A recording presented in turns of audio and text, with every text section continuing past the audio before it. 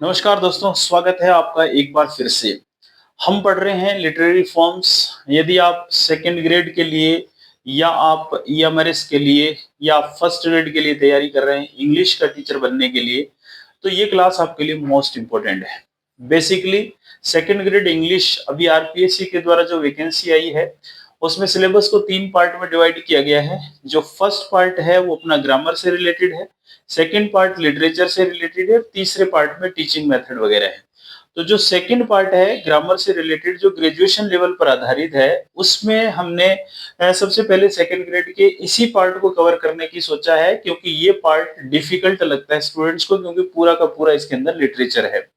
लेकिन ऐसा नहीं है कि सिर्फ यही पार्ट करेंगे, और इसके अलावा अपन ग्रामर वाले पार्ट को भी देखेंगे, और इसके अलावा अपन टीचिंग मेथड को भी देखेंगे। जैसा कि मैं आपको पहले बता चुका हूं कि टीचिंग मेथड के ऊपर हमने एक बुक भी लिखी है। ये बुक है टीचिंग मेथड से रिलेटेड। इसमें पूरा हैंड रिटन नोट्स है और टीचिंग मेथड को पूरे से कवर कर रखा है, और टीचिंग मेथड से रिलेटेड कौन कौन से क्वेश्चन पूछे गए हैं उनको भी यहाँ पर बता रखा है। जैसा कि मैंने आपको पहले भी बताया था कि आप डिस्क्रिप्शन में जाकर जो नंबर दे रखा है उस पर एक टेक्स्ट मैसेज करेंगे तो ये बुक आपके घर पे भी पहुंच सकती है।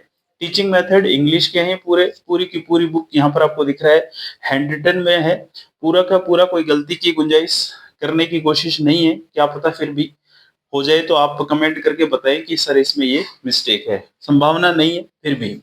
तो ये बुक अगर आपको चाहिए तो आप डिस्क्रिप्शन में दिए गए कमेंट मोबाइल नंबर पर कमेंट करके आप ये अपने घर के एड्रेस पर मंगवा सकते हैं। चलो, ये तो बात हुई इस बुक की। और मैं जैसे कि आपको बता रहा था कि मैंने आपको इससे पहले जो है सोनेट के बारे में बताया है, ओड के बारे में बताया और एपिक के बारे में बताया है। आज की इस क्लास में हम बात करने वाले हैं बैलेड की। बैलेड क्या होता है? It is a simple narrative poem. एक साधारणतः कथात्मक एक कविता होती है, वर्णात्मक कविता होती है। It is usually in the form of short stanza of 4 lines. 4 लाइनों की जो है वो स्टांजाज होते हैं इसमें, usually in the form of short stanza. छोटे जो स्टांजा हैं, छोटे जो छंद हैं उनके रूप में है, और प्रत्येक स्टांजा जो है 4 लाइन्स का होता है इसमें। और it is of 8 and 6 syllable alternately. 6 और 8 सिलेबल को लेकर ये चलता है। इस बैलेड में 6 और 8 जो सिलेबल हैं उसको अल्टरनेट के रूप में प्रस्तुत किया जाता है। इस कविता के अंदर सिलेबल और फोनेटिक सिंबल के ऊपर एक अलग से वीडियो होगा, उसमें आप देख सकते हैं। और इट में also be a song accompanying A dance. ज्यादातर ये डांस के साथ एक गीत होता है, बैलेड डांस के साथ इसको गाया जाता है, डांस करते करते इसको गाया जाता है बैलेड को। और it may be drawing room song usually of sentimental nature. ये जो है एक ड्राइंग रूम सॉन्ग भी इसको कहा जाता है, और इसका जो स्वभाव है थोड़ा भावात्मक है, भावनात्मक है, सेंटिमेंटल है। और उसके बाद कहेंगे it tells an old story. ये किसी पुरानी कहानी को कहता है। पुरानी कहानी को गीत के माध्यम से यहाँ पर प्रस्तुत किया जाता है। It is impersonal in treatment and the identity of personality of the writer remains unknown। ये impersonal होता है, ये व्यक्तिगत नहीं होता है। और ये ट्रीटमेंट जो होता है मतलब इसकी जो विषय वस्तु होती है या इसकी जो पहचान होती है या राइटर की पर्सनैलिटी के बारे में या राइटर के बारे में जानकारी हमें बैलेड में नहीं मिलती है। और उसके बाद अगर हम बात करें काइंड्स ऑफ बैलेड की, तो ऑथेंटिक बैलेड्स हैं जिसके राइटर अननोन होते हैं, इनके राइटर ज्ञात नहीं होते हैं। लेकिन लिटरेरी बैलेड्स भी आने लगे बाद में और इनके राइटर ज्ञात हैं।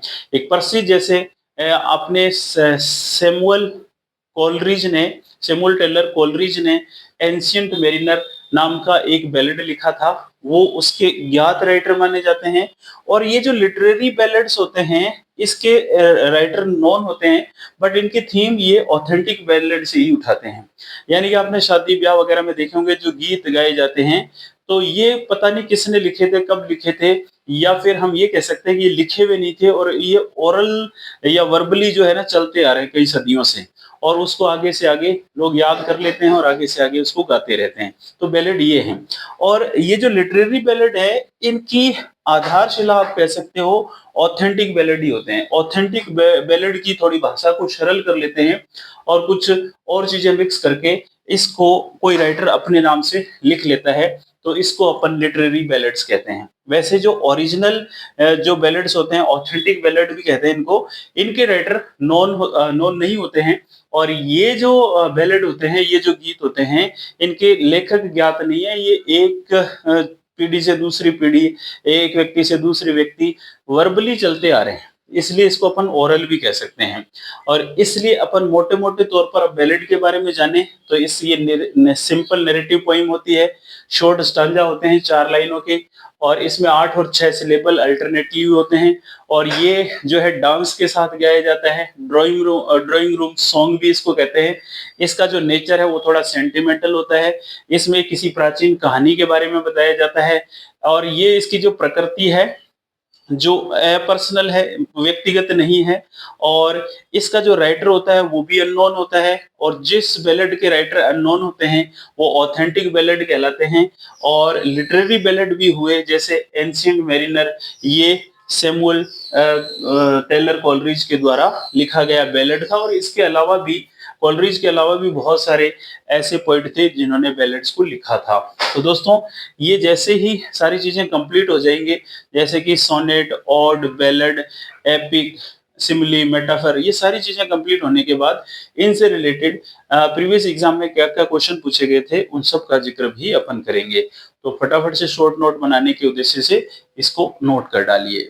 मिलते हैं अगली क्लास में फिर आपके साथ।